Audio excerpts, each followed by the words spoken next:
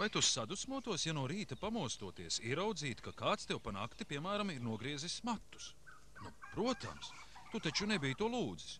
Un ko tu teikt, ja kāds tavās kabatās būtu sabāzis atkritumus?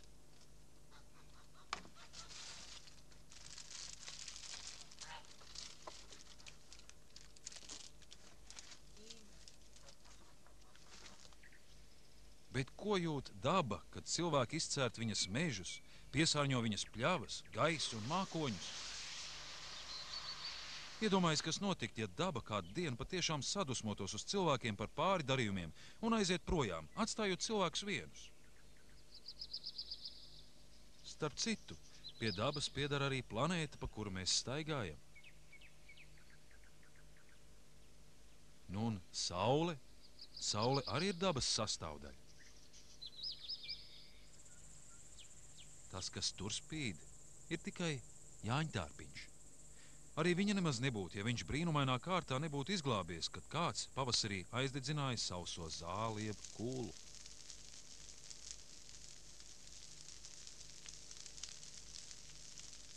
Katru pavasari Latvijā kūla deg vismaz 1000 dažādās vietās. Tātad Latvijā dzīvo vismaz 1000 cilvēku, kuri ir dumjāki par dzīvniekiem, jo dzīvnieki nekad tā nedarītu. Sadagot sausajai zālei sadeg arī ķirzakas, vardes, putnu mazuļi, zirnekļi, kukaiņi. Nes kāpēc par ugunsgrēku un nelaimi cilvēku uzskata tikai to, ja no degošās kūlas aizdegas mājas un kūtis. Dažkārt mēs nodarām dabai pāri, paši to neapzinoties. Mežā atstāta limonādes pudele nogalinās simtiem kukaiņu. Skudras un vabolis, saldās smaržas vilināts, pudelē ielien, bet ārā vairs netiek. Arī pati pudeli gulēs sūnās 10 gadu, jo plastmasa dabā nesadalās. Nav taču grūti ievērot vienkāršu likumu. Ko tu uz mežu aiznes, to tev no meža ir atkal jāatnes atpakaļ.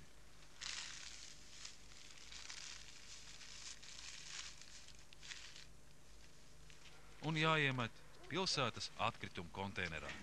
Tad viss būs kārtībā. Mežs netiks piesārņots. Lai dabai palīdzētu, Latvijā ir izveidoti rezervāti un nacionālie parki. Rezervātos tiek aizsargāts viss – dzīvnieki, augi, pat veci nokaltuši koki, jo tie ir mājvieta daudziem putniem un kukaiņiem.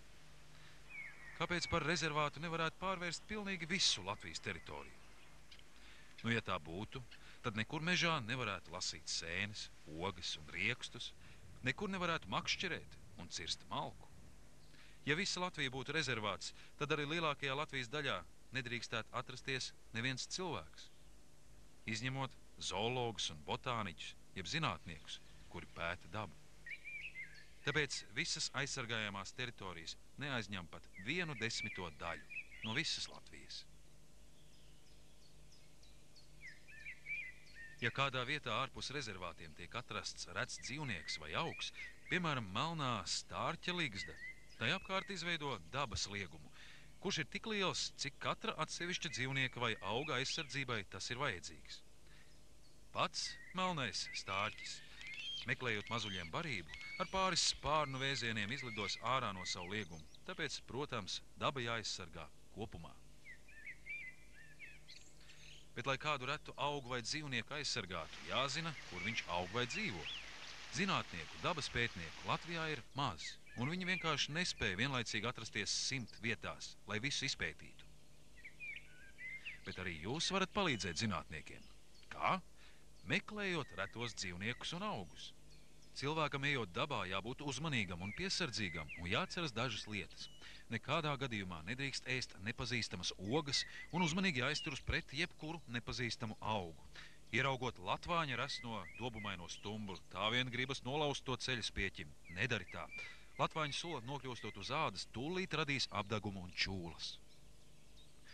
Vemšanu var izraisīt viena vienīgā pēsta čūskoga. Ja plūcot kodīgās gundagas ar rokām paberzē acis, tās nevien sāk sāpēt, bet iestājas arī elpošanas traucējumi. Viena no dabā indīgākajām vielām, līķinde, veidojas arī mirušajos dzīvniekos. Nedrīkst aiztikt pat beigtus kukaiņus. Uzmanies, tā ir odze. Viņas ķermenis ir nespēcīgs, tāpēc daba odzei uzdāvājusi 2 indes zobus.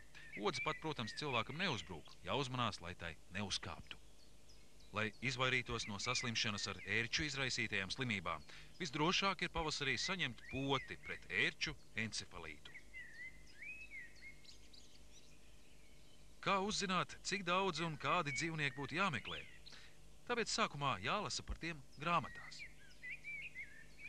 Šis skaistais tauriņš ir laimiņu dižtauriņš. Pēdējo reizi Latvijā novērots apmēram pirms 200 gadiem. Daži cilvēki tomēr apgalvo, ka šo tauriņu Latvijā ir redzējuši, priecīgi lidojam. Tikai nezina, ka šim tauriņam ir jābūt jau sen izmirušam. Arī 7 centimetrus garā dižā briežvaboli tiek uzskatīti par izzudušu, bet nebūtu nekāds brīnums, ja tieši tušo vaboli kaut kur dabā nejauši ieraudzītu. Arī purva bruņurupuči Latvijā ir tik reti sastopami, ka zinātnieki būtu priecīgi uzzināt pēc iespējas vairāk to atrašanās vietu. Tikai jāzina, kāds tas izskatās.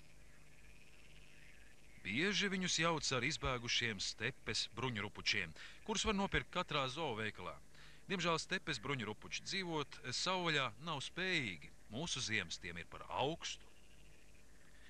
Kas jādara dabā redzot retos dzīvniekus, piemēram, sarkanvēdera ugunskrupi? Pirmkārt, nekādā gadījumā tos nav jāķer, sevišķi, ja tas ir trauslais laimiņu dižtauriņš. Ja ir iespējams, dzīvnieki jānofotografē, pēc iespējas mazāk tos traucējot, jāpieraksta vietas nosaukums un datums, kad tas ir redzēts. Un tad to var pieteikt dabas mācības skolotājam vai arī sazināties ar zinātniekiem Latvijas dabas muzejā.